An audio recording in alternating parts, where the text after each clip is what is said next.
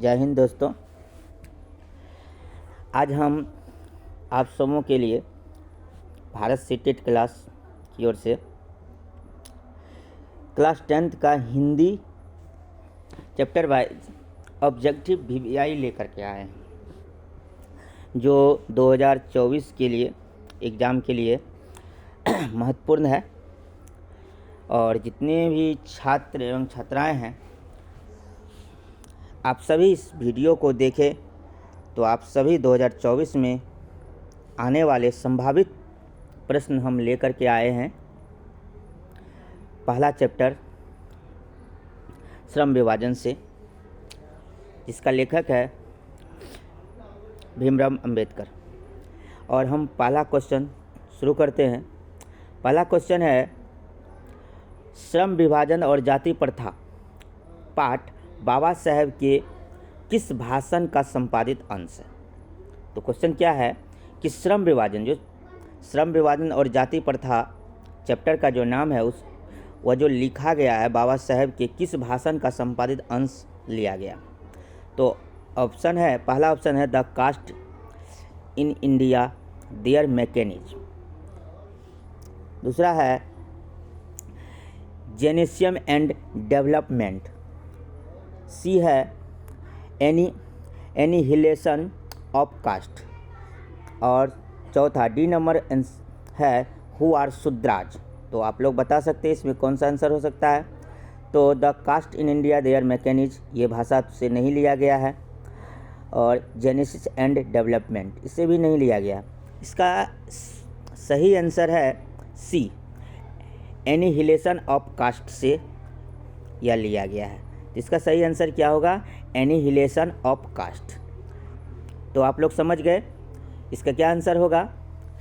श्रम विभाजन और जाति प्रथा पाठ बाबा साहेब किस भाषण का संपादित अंश है, कौन, एनिहिलेशन ऑफ कास्ट के अंश है ये। तो चलते हैं हम लोग अगला क्वेश्चन पे। अगला क्वेश्चन क्या है कि श्रम विभाजन और जाति प्रथा के लेखक कौन है। तो ये तो आप लोग जानते ही हैं, श्रम विभाजन जाति प्रथा के लेखक कौन है, पढ़े भी हैं। अभी तुरंत हम इससे पहले चर्चा किए हैं। रामविलास शर्मा नहीं है तो भीमराव अंबेडकर है। तो इस गुणाकर मूल्य भी नहीं है, महात्मा गांधी भी नहीं है। इसका आंसर क्या हो जाएंगे, भीमराव अंबेडकर। इसका आंसर क्या होंगे, भीमराव अंबेडकर। अब अगला क्वेश्चन, हम लोग अगला क्वेश्चन की ओर जाते हैं। चलिए, अगला क्वेश्चन है कि भीमराव अंबेडकर का जन्म कब हुआ। भीमराव अंबेडकर का जन्म कब हुआ बताइए आप लोग। 15 अप्रैल 1819, 14 अप्रैल 1891 ईस्वी में, 18 फरवरी 1918 को, और डी नंबर में है 14 जनवरी 1919 को। कब हुआ था आप लोग बता सकते हैं कि इसका जन्म कब हुआ था। आप लोग खुद जानते हैं कि भीमराव अंबेडकर का जन्म कब हुआ था। 14 अप्रैल 1891 ईस्वी को इसका जन्म हुआ था। कब हुआ था, 14 अप्रैल 1891 ईस्वी में भीमराव अंबेडकर का जन्म हुआ था। चलिए, अब हम लोग अगला क्वेश्चन, चौथा नंबर क्वेश्चन पढ़ते हैं। क्या कहता है चौथा नंबर क्वेश्चन में, डॉक्टर अंबेडकर का जन्म किस राज्य में हुआ था। अब राज्य पूछ रहा है कि कौन सा राज्य में डॉक्टर भीमराव अंबेडकर का जो है जन्म हुआ था, किस राज्य में इसका जन्म हुआ था। आंसर है उत्तर प्रदेश, मध्य प्रदेश, हिमाचल प्रदेश, बिहार। कहाँ हुआ था इसका जन्म, आप लोग जानते हैं और पढ़े भी हैं किताब से। इसका जन्म जो हुआ है मध्य प्रदेश में हुआ था। कहाँ हुआ था, इसका जन्म मध्य प्रदेश में हुआ था। डॉक्टर अंबेडकर का जन्म किस राज्य में हुआ था, मध्य प्रदेश में हुआ था। चलिए, अब अगला क्वेश्चन हम फिर चलते हैं कि भीमराव अंबेडकर की मृत्यु कब हुई थी। भीमराव अंबेडकर की जो मृत्यु है वह कब हुई थी। भीमराव अंबेडकर की मृत्यु कहा, पहला ऑप्शन है जनवरी 1965 में, दिसंबर 1956 में, दिसंबर 1956 में, और है मार्च 1865 में। तो यहाँ पर इसका जो जन्म हुआ था कब हुआ था, ये ऑप्शन डबल ऑप्शन लिख दिया गया है। इसका जन्म हुआ था दिसंबर 1956 में। ये डबल ऑप्शन दे दिया गया है, दोनों ही ऑप्शन सही है। तो आप लोग जानते हैं कि अंबेडकर जी का जन्म जो हुआ था 1956 में हुआ था। अब चलिए अगला क्वेश्चन चलते हैं कि भीमराव अंबेडकर के चिंतन और रचनात्मक के मुख्यतः कितने प्रेरक व्यक्ति थे। भीमराव अंबेडकर के चिंतन और रचनात्मक के जो मुख्यतः कितने प्रेरक व्यक्ति थे, हम लोग इस चलते हैं। इसमें कहता ऑप्शन में पहला है 5, बी है 8, सी है 10 और डी है 3। तो कितने थे आप पढ़े होंगे और बताया गया है कि आप चैप्टर अगर पढ़े इसमें थे डी थे, मतलब 3 थे। भीमराव अंबेडकर के चिंतन जो थे रचनात्मक और मुख्यतः कितने थे प्रेरक व्यक्ति, 3 प्रेरक व्यक्ति थे। अब हम लोग अगला क्वेश्चन पढ़ते हैं, 7वां नंबर क्वेश्चन पे चलते हैं कि डॉक्टर अंबेडकर किस वर्ग के परिवार में जन्म लिए थे। डॉक्टर भीमराव अंबेडकर के कौन सा परिवार के वर्ग में, जैसे महादलित, दलित, पिछड़ा वर्ग, किस में हुए थे। तो यहाँ पर है आंसर पिछड़ा वर्ग, समान वर्ग, दलित वर्ग, मध्यम वर्ग। डॉक्टर अंबेडकर किस वर्ग के परिवार में जन्म हुए थे। जानते हैं कि डॉक्टर भीमराव अंबेडकर जो थे वह जो है बहुत ही नीचे जाते यानी दलित वर्ग में जो उसका जन्म हुआ था। कहाँ हुआ था, दलित वर्ग में भीमराव अंबेडकर का जन्म हुआ था। अब है अगला क्वेश्चन है, जातिवाद के पोषकों द्वारा श्रम विभाजन किसका दूसरा रूप माना जाता है। किसका दूसरा रूप माना जाता है। यहाँ पर कहता है ऑप्शन में है पहला नंबर मजदूरी प्रथा, बी है जाति प्रथा, सी है बाल मजदूरी प्रथा और डी है समरसत्ता। तो कौन सा होगा इसका आंसर हो जाएगा, आप लोग खुद जानते हैं क्योंकि ये कितना में है आप लोग पढ़े हैं, जाति प्रथा होंगे। इसका क्या हो जाएंगे, जातिवाद के पोषक द्वारा श्रम विभाजन किसका दूसरा रूप माना जाता है, जाति प्रथा का दूसरा रूप माना जाता है। चलिए अगला क्वेश्चन है 9 नंबर क्वेश्चन है कि जाति प्रथा किस प्रकार का श्रम विभाजन है। जाति प्रथा किस प्रकार का श्रम विभाजन है। ये जो है जाति प्रथा जो है यहाँ पर दिया गया है कि जाति प्रथा किस प्रकार का श्रम विभाजन है। तो ए नंबर ऑप्शन है अस्वाभाविक है, बी नंबर में है प्राकृतिक है, सी में है स्वाभाविक है, डी में है संवैधानिक है। तो कैसा है ये आप खुद जानते हैं कि ये जो है अस्वाभाविक है। जाति प्रथा किस प्रकार का श्रम विभाजन है, अस्वाभाविक है। कैसा है, अस्वाभाविक है। इसलिए इसका आंसर ए नंबर सही हो जाएंगे। अब अगला क्वेश्चन है 10 नंबर क्वेश्चन है। 10 नंबर क्वेश्चन हम पढ़ते हैं। चलिए पढ़िए 10 नंबर क्वेश्चन में क्या कह रहा है कि जाति प्रथा के अनुसार श्रम विभाजन का आधार क्या है। बेस जो है क्या होता है, जाति प्रथा के अनुसार श्रम विभाजन का आधार क्या है।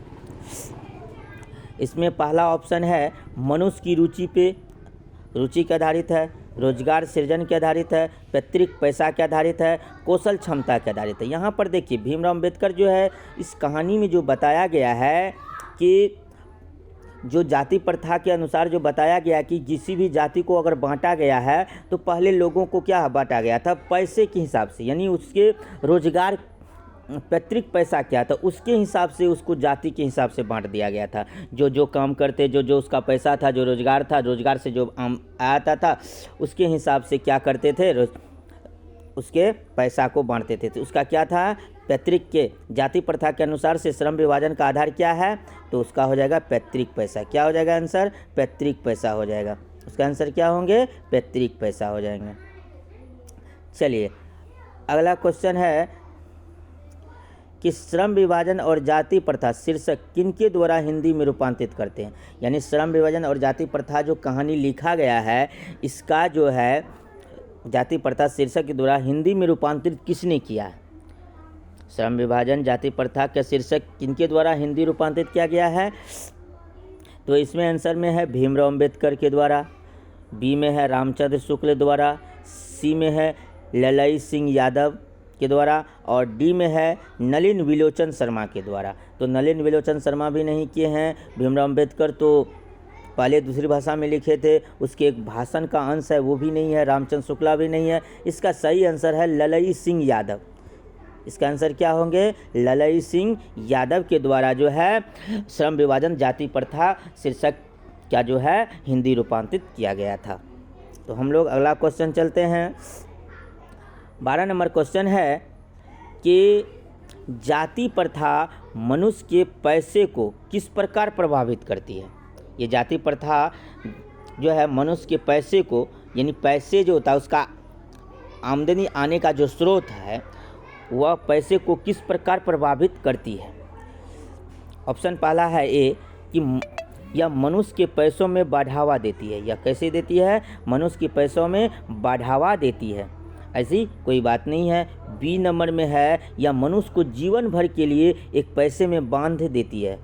ये सही बात है। इससे पहले हम जो ऑप्शन पढ़े थे कि किस पे आधारित, तो पैसा जो उसका मतलब होता है कि पूर्वज जो उसका जो करते आया है उसके आने वाला पीढ़ी भी वही काम करते रहेंगे।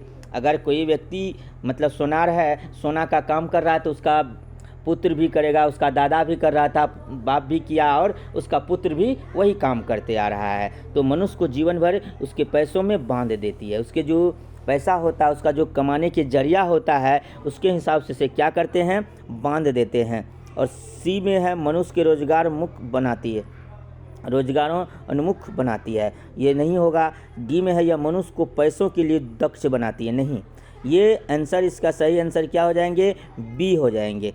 इसका सही आंसर क्या होंगे? यह मनुष्य को जीवन भर के लिए एक पैसे में बांध देती है। यह जीवन भर के लिए क्या करती है?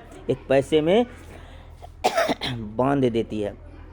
चलिए अगला क्वेश्चन है, विडंबना का अर्थ क्या है? विडंबना का क्या अर्थ है? ऑप्शन है पहला, ए नंबर है उपेक्षा, बी है उपहास, सी है अवलंबन, डी है आडंबर।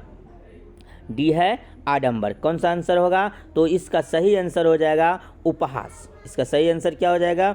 बी नंबर इसका सही आंसर हो जाएगा, उपहास हो जाएगा सही आंसर। चलते हैं अब अगला क्वेश्चन की ओर चलते हैं। 14 नंबर, सच्चे लोकतंत्र का क्या अभिप्राय है? यानी प्रायः या भावार्थ है क्या है?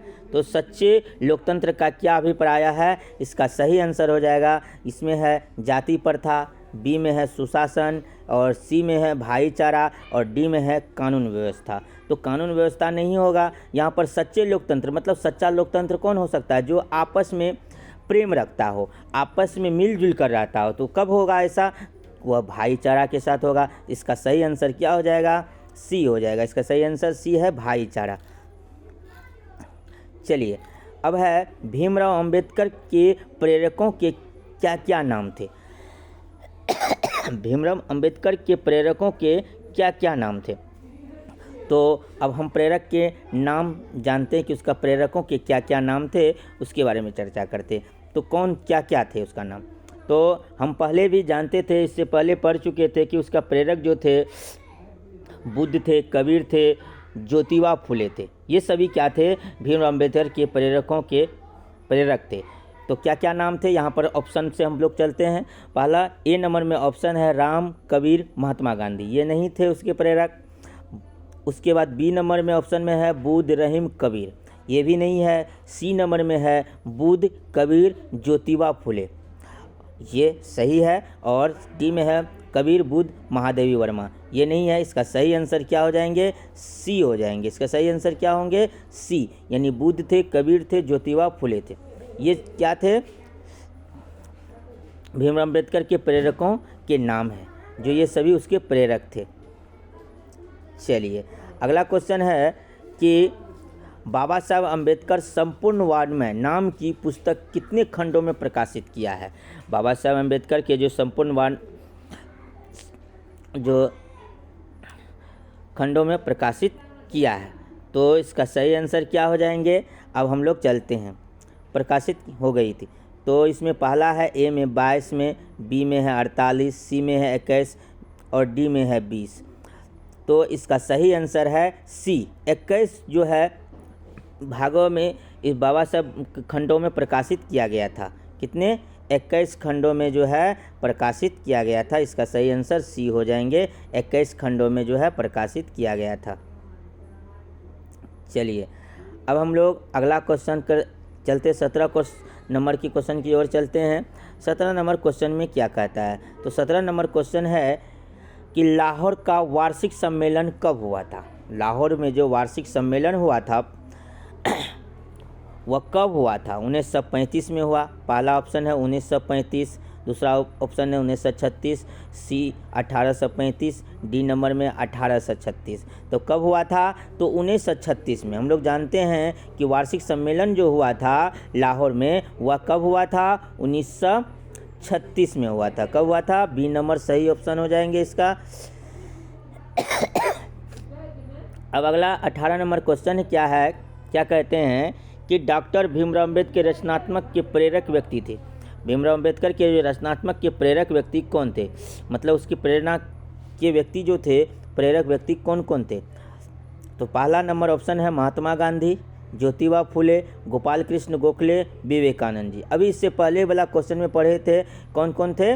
ज्योतिबा फुले। तो इसका सही ऑप्शन हो जाएंगे बी। ज्योतिबा फुले जो है डॉक्टर भीमराव अम्बेडकर की रचनात्मक के प्रेरक व्यक्ति थे। तो हम लोग अब अगला क्वेश्चन की ओर चलते हैं। किनके प्रोत्साहन पर बाबा साहेब उच्चतर शिक्षा हेतु न्यूयॉर्क गए थे? मतलब किसने उसको प्रोत्साहित किया पढ़ने के लिए कि अच्छा शिक्षा लेने के लिए तुम बाहर जाओ? तो उसने क्या किया? न्यूयॉर्क चले गए। तो कौन कहा था उसको? किसने प्रोत्साहन दिया था? तो अब इसके बारे में हम लोग पढ़ते हैं, उसको किसने ऐसी बात बोला था। तो काशी नरेश जी बोले थे? नहीं। पाटियाला वाला नरेश जी बोले थे? नहीं। बड़ौदा नरेश जी बोले थे? सही बात है। दरभंगा नरेश जी भी नहीं बोले थे। इसका सही आंसर क्या हो जाएंगे? सी नंबर इसका सही आंसर हो जाएंगे। बड़ौदा नरेश ने कहा था कि तुम उच्चतर शिक्षा के लिए बाहर जाओ, अच्छे से तुम पढ़ो, पढ़ने में बहुत अच्छे हो तुम, और एक दिन तुम्हारा देश में नाम होगा। इसी ने कहा था, इसलिए बड़ौदा नरेश जी के प्रोत्साहन पर उसने न्यूयॉर्क गए पढ़ने के लिए। चलिए अब है बुद्धा एंड हिज्म धम्म के लेखक कौन है? बुद्धा एंड हिज्म धम्म के लेखक कौन है? तो चलते हैं, बुद्धा एंड हिज धम्म के लेखक जो है कौन है? हजारी प्रसाद द्विवेदी जी नहीं है, बिरजू महाराज जी नहीं है, महात्मा गांधी भी नहीं है, डॉक्टर भीमराव अंबेडकर नहीं, बुद्धा एंड हिज धम्म के लेखक है, उसी ने इसको लिखा था। तो इसलिए इसका आंसर क्या हो जाएगा? भीमराव अंबेडकर हो जाएंगे। चलिए अब है अगला क्वेश्चन है 21 नंबर का क्वेश्चन है कि भीमराव अंबेडकर की रचना क्या है? रचना भीमराव अंबेडकर की रचना है, क्या है रचना? The right and fall of the Hindu women. इसका है संत परंपरा और साहित्य, विचार और वितर्क, भारतीय लिपियों की कहानी। नहीं, इसका सही आंसर क्या है? ए नंबर होगा, the right and fall of the Hindu women Bhimrao Ambedkar की रचना है। क्या है ये? भीमराव अंबेडकर की रचना है। चलिए अगला क्वेश्चन है कि डॉक्टर भीमराव अंबेडकर के अनुसार जाति प्रथा श्रम विभाजन के साथ साथ और किसके विभाजन का रूप लिए हुए हैं? श्रम विभाजन के साथ साथ किसके रूप लिए हुए हैं? जो है अब है डॉक्टर भीमराव अंबेडकर के अनुसार जाति प्रथा श्रम विभाजन के साथ साथ और किसका रूप लिए हुए हैं? तो हम इसका ऑप्शन पढ़ते हैं। पहला ऑप्शन ए नंबर है श्रमिक विभाजन, बी है दलित विभाजन, सी है सब जनों का विभाजन, और डी है कुशल व्यक्ति का विभाजन। तो इसका जो है भीमराव अंबेडकर के अनुसार जो जाति प्रथा जो श्रम विभाजन के साथ साथ किस में था? सबसे कुशल व्यक्ति का विभाजन था, इसलिए डी इसका सही आंसर हो जाएंगे। इसका सही आंसर क्या हो जाएंगे? डी, कुशल व्यक्ति का विभाजन। ये जो है उसका जाति प्रथा के साथ साथ जो है कुशल व्यक्ति का विभाजन भी चाहता था कि वह कुशल बहुत ज़्यादा हो रहा है। अब कहता है भारत की जाति प्रथा की विशेषता है, क्या है?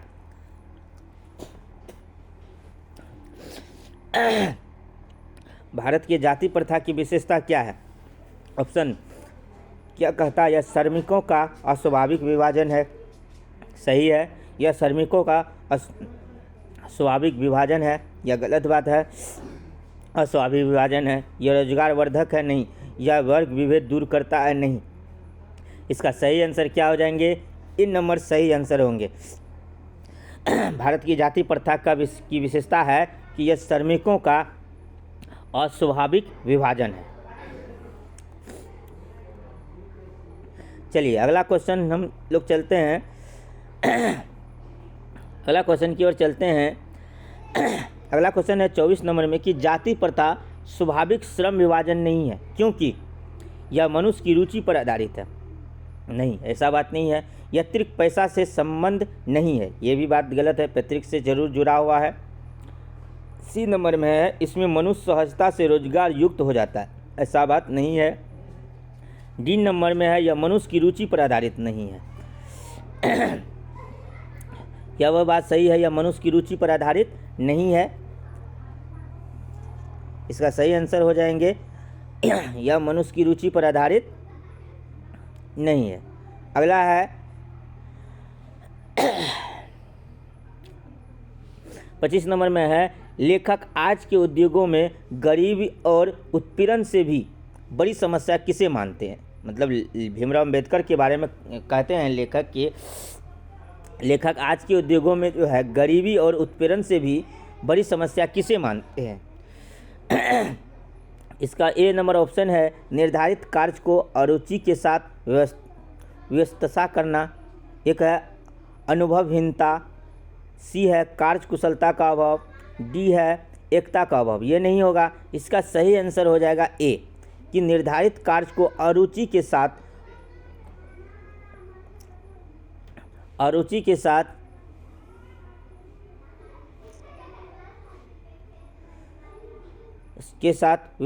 व्यवस्था करना, यही इसका सही आंसर होंगे।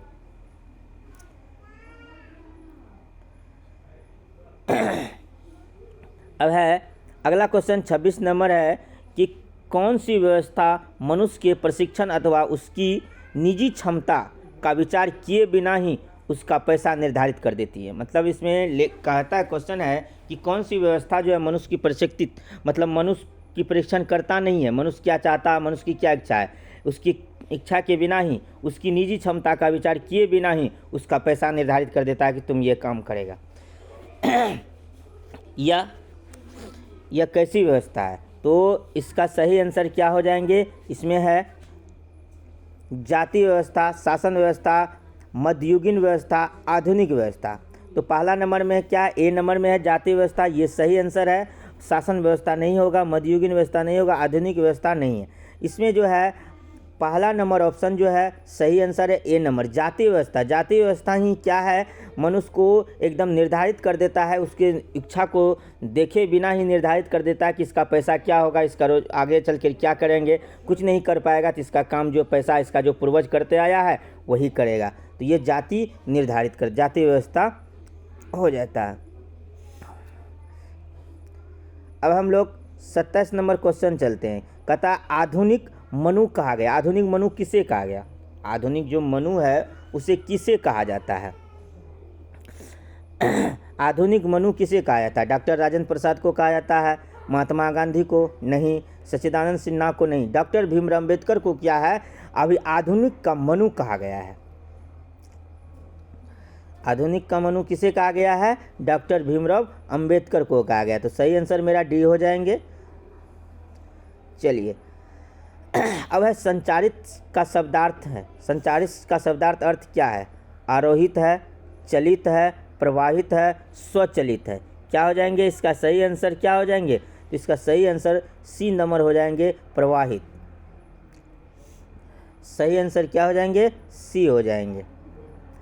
अब है 29 नंबर क्वेश्चन है लेखक की दृष्टि में विडंबना की बात क्या है? लेखक ने जो विडंबना की बात किया है वह क्या है, उसके बारे में ये ने आंसर करा है। तो इसमें क्या है? आंसर क्या हो जाएगा? पहला है जातिवाद के पोषकों की कमी नहीं है, एकदम सही 100% आंसर है। उसके बाद जातिवाद के पोषक नग्न है, ये नहीं होगा। आर्थिक दृष्टि से जातिवाद उचित है, ये नहीं कह सकते हैं। और जातिवाद लोकतंत्र के विरुद्ध नहीं है, ये भी गलत है। सही आंसर क्या हो जाएंगे इसका? ए नंबर। जातिवाद के पोषक की कमी नहीं है, ये विडंबना की बात में कही गई है कि हमारे यहाँ जो है जातिवाद के पोषकों की कमी नहीं है।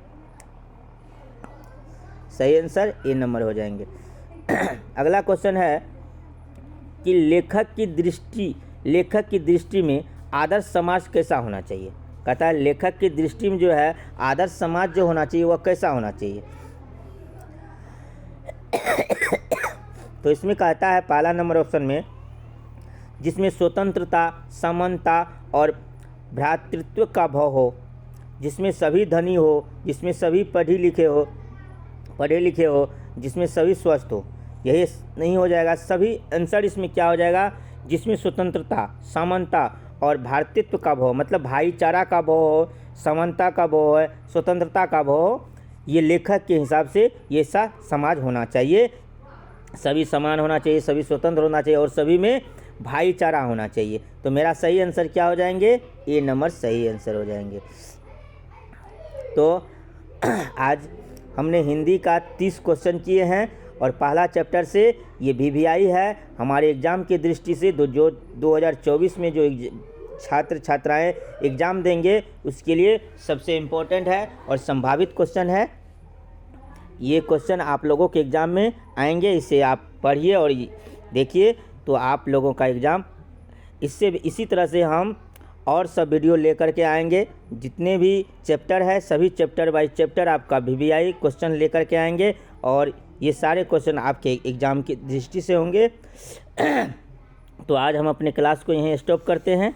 जय हिंद, जय भारत।